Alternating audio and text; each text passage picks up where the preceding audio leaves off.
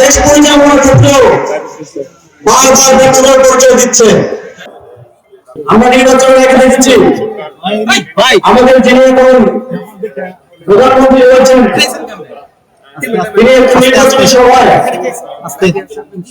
অনুরোধ করে বলেছিলেন আপনারা সবাই গণভোটে হ্যাঁ ভোট দিবেন, কিন্তু নির্বাচনের পরে সেই গণভোটের রায় বাস্তবায়নের জন্য যে সংবিধান সংস্কার পরিষদ হওয়ার কথা সেই সংবিধান সংস্কার পরিষদের শপথ তারা নিলেন না এবং নির্বাচনের পরে যে গণভোটে হ্যাঁ ভোট দেওয়ার জন্য প্রধানমন্ত্রী অনুরোধ করেছিলেন তা নিয়ে তিনি আর কোথাও গণভোট করলেন না।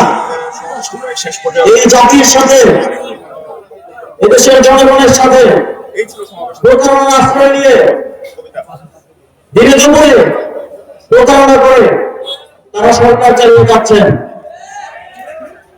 তারপরও বাংলাদেশ যেহেতু একটা দীর্ঘ সময় কঠিন পরিস্থিতির মধ্য দিয়ে যাচ্ছিল, 11 দলীয় জোট, সংসদের বিরোধী দল, বিরোধী জোট একসাথে দেশের স্বার্থে কাজ করার কথা বলেছে, সরকারকে সহযোগিতা করার কথা বলেছে, কিন্তু আমরা দেখি এই সরকার শুধুমাত্র আমাদের জনগণের গণনায়কে জনগণের রায়ের সাথে যে প্রতারণা করেছে তা না, তারা দেশ পরিচালনার ক্ষেত্রেও বারবার ব্যর্থতার পরিচয় দিচ্ছে। আমরা দেখছি বিগত 17 বছরে আওয়ামী শাসনামলে যে গুম খুন ধরেছে এবং সর্বশেষ যে গণঅভ্যুত্থানে যে গণহত্যা সংঘটিত হয়েছে সেই গণহত্যার বিচারের কোনো অগ্রগতি নাই।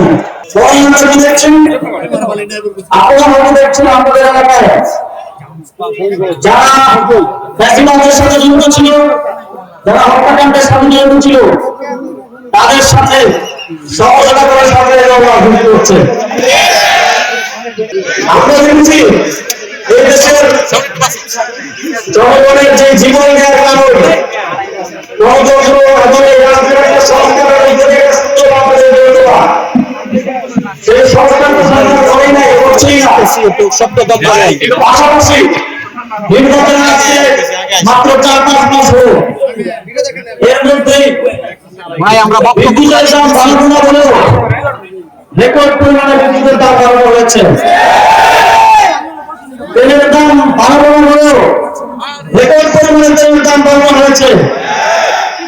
আগে আমার দেশের জনগণ, আমার দেশের এমনকি মানুষ যে বাজার 100 টাকা দিয়ে করতো সেই বাজার এখন 150 টাকা দিয়ে করতে হচ্ছে। সুতরাং এই স্বল্প সময়ে বিএনপি কিভাবে দেশ